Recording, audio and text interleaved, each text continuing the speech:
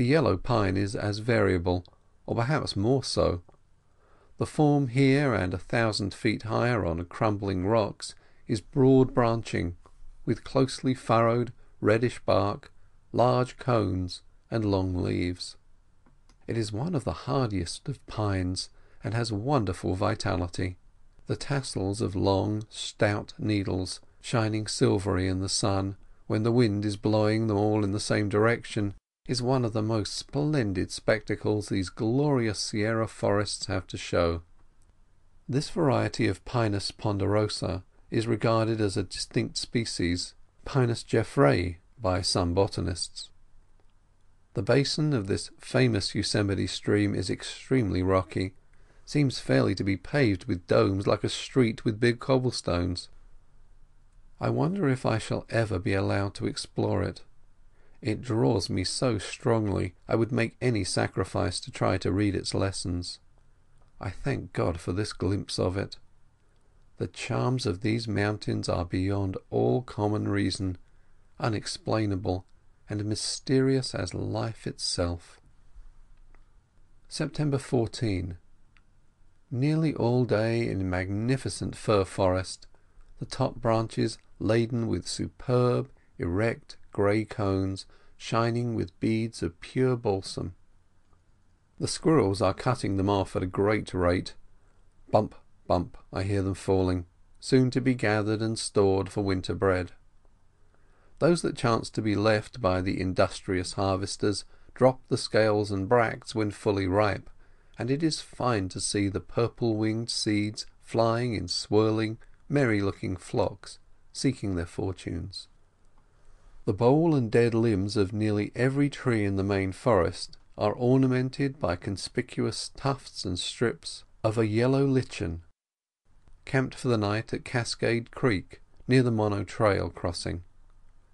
Manzanita berries now ripe. Cloudiness today about .10. The sunset very rich, flaming purple and crimson, showing gloriously through the aisles of the woods. September 15. The weather pure gold, cloudiness about .05. White cirrus flecks and pencillings around the horizon. Move 2 or 3 miles and camp at Tamarack Flat. Wandering in the woods here back of the pines which bound the meadows, I found very noble specimens of the magnificent silver fir, the tallest about 240 feet high and 5 in diameter, 4 feet from the ground. September 16. Crawled slowly 4 or 5 miles today through the glorious forest to Crane Flat, where we are camped for the night. The forests we so admired in summer seem still more beautiful and sublime in this mellow autumn light. Lovely starry night. The tall spiring tree-tops relieved in jet black against the sky. I linger by the fire, loath to go to bed. September 17. Left camp early. Ran over the Tuolumne Divide and down a few miles to a grove of sequoias that I had heard of, directed by the Don. They occupy an area of perhaps less than 100 acres. Some of the trees are noble, colossal old giants, surrounded by magnificent sugar pines and Douglas spruces. The perfect specimens, not burned or broken, are singularly regular and symmetrical, though not at all conventional, showing infinite variety in general unity and harmony. The noble shafts, with rich purplish-brown fluted bark, free of limbs for 150 feet or so, ornamented here and there with leafy rosettes.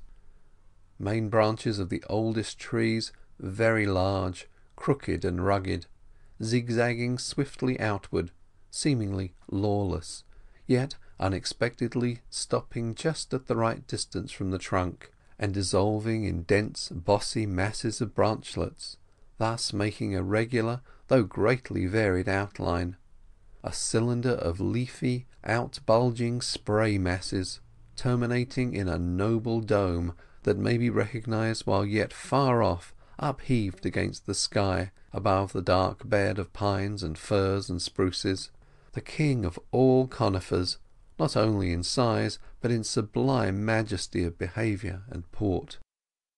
I found a black charred stump about 30 feet in diameter and 80 or 90 feet high, a venerable impressive old monument of a tree that in its prime may have been the monarch of the grove. Seedlings and saplings growing up here and there, thrifty and hopeful, giving no hint of the dying out of the species. Not any unfavourable change of climate, but only fire threatens the existence of these noblest of God's trees. Sorry I was not able to get a count of the old monument's annual rings. Camp this evening at Hazel Green, on the broad back of the dividing ridge near the old campground when we were on the way up the mountains in the spring.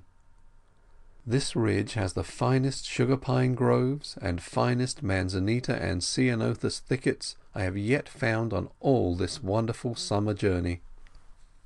Made a long descent on the south side of the divide to Brown's Flat, the grand forests now left above us, though the sugar pine still flourishes fairly well, and with the yellow pine, libocedrus and Douglas spruce, makes forests that would be considered most wonderful in any other part of the world. The Indians here with great concern pointed to an old garden patch on the flat and told us to keep away from it. Perhaps some of their tribe are buried there.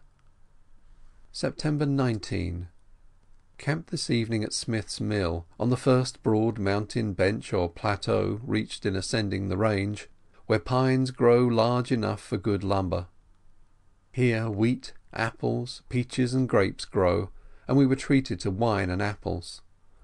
The wine I didn't like, but Mr. Delaney and the Indian driver and the shepherd seemed to think the stuff divine. Compared to sparkling Sierra water fresh from the heavens, it seemed a dull, muddy, stupid drink. But the apples, best of fruits, how delicious they were, fit for gods or men. On the way down from Brown's Flat we stopped at Bower Cave, and I spent an hour in it, one of the most novel and interesting of all nature's underground mansions. Plenty of sunlight pours into it through the leaves of the 4 maple trees growing in its mouth, illuminating its clear, calm pool and marble chambers. A charming place, ravishingly beautiful, the accessible parts of the walls sadly disfigured with the names of vandals. September 20. The weather still golden and calm, but hot. We are now in the foothills, and all the conifers are left behind except the grey Sabine pine. Camped at the Dutch boys' ranch, where there are extensive barley fields now showing nothing save dusty stubble. September 21. A terrible, hot, dusty, sunburned day, and as nothing was to be gained by loitering where the flock could find nothing to eat save thorny twigs and chaparral, we made a long drive, and before sundown reached the home ranch on the yellow San Joaquin plain. September 22nd. The sheep were let out of the corral one by one this morning and counted, and, strange to say, after all their long adventurous wanderings in bewildering rocks and brush and streams, scattered by bears, poisoned by azalea, kalmia, alkali, all are accounted for. Of the 2,050 that left the corral in the spring, lean and weak, 2,025 have returned fat and strong.